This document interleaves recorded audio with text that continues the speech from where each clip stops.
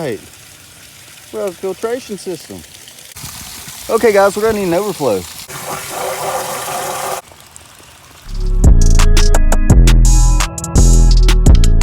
Okay, we're back at the pond, everyone, and as you can see, our results are remarkable. That algae killer took out almost all the algae. That's not even algae right here. That's just a little bit of pond grass.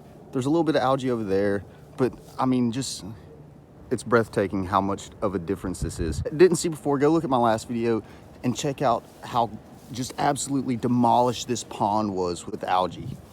So now that we have our algae under control, we're gonna go ahead and start our filtration system. These are the things you'll need.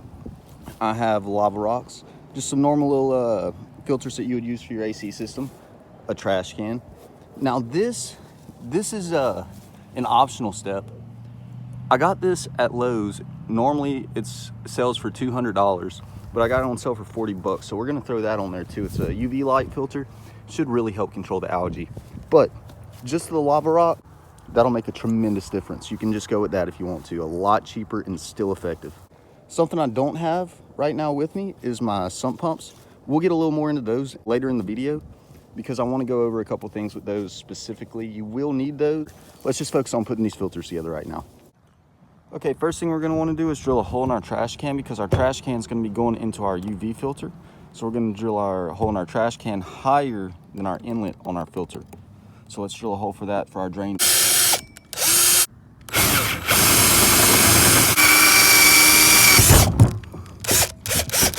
All right, we got our hole drilled. Okay, now I bought a 90 fitting with threads and another adapter fitting. I put the 90 down so rocks don't flow in, and I made it to where it'll screw up to it, and we're gonna flex seal around this to make it watertight. Go ahead and drill our inlet hole too. Now we can add our lava rocks. These are just normal lava rocks from Lowe's. I think they're like $4 a bag, super cheap.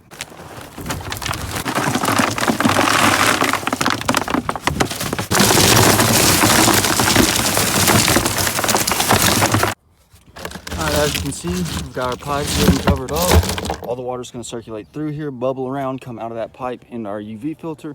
That's going to do wonders for this pond. For our hose, we're just using a normal full suction vacuum cleaner hose. Nothing special, 1.5 inches.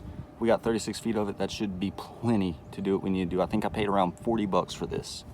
Okay, now that our hose is all cut, I'm going to show you what we've got going on here. There's going to be a pump in the water there, pumping water through that tube, going into the trash can, over those air conditioner filters, through the lava rock. It's going to bubble around at the bottom, get a bunch of good aeration, come out of here. We're going to have our hose going to this filter, then back out of this filter with the UV light. It's going to be killing all of our algae back into the pond.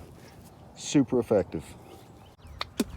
Small design change. What I decided to go with was I'm actually going to run my outlet water back into where my bait trap's going to go, so I have fresh water circulating through my bait at all times. Okay, I told you I want to talk about the pump a little bit by itself. This is a 3,700 gallon per hour pump. It's going to pump plenty of water into that filter. Now we're just going to submerge it up to this point. That's all you have to do. This is the outlet, and it's going to pump water through this, out of this outlet, into our filter, into our other filter. Then we'll take our other smaller filter and we're going to hook it up somewhere in here, and this is actually going to be our fountain, and it's going to spray water up like a fountain into the other side somewhere, wherever. All that's going to do is break the surface, release ammonia, and help aerate the water. We've got our pump hooked up and in the water. Let's go ahead and give her a test run. Well, that's not good. Okay, I didn't have the float switch. Well, let's see what happens here. We're going to run out some of this. Oh, it's flowing. All right. We have a filtration system. Okay guys, we're gonna need an overflow. Let's see what happens with the drains added on.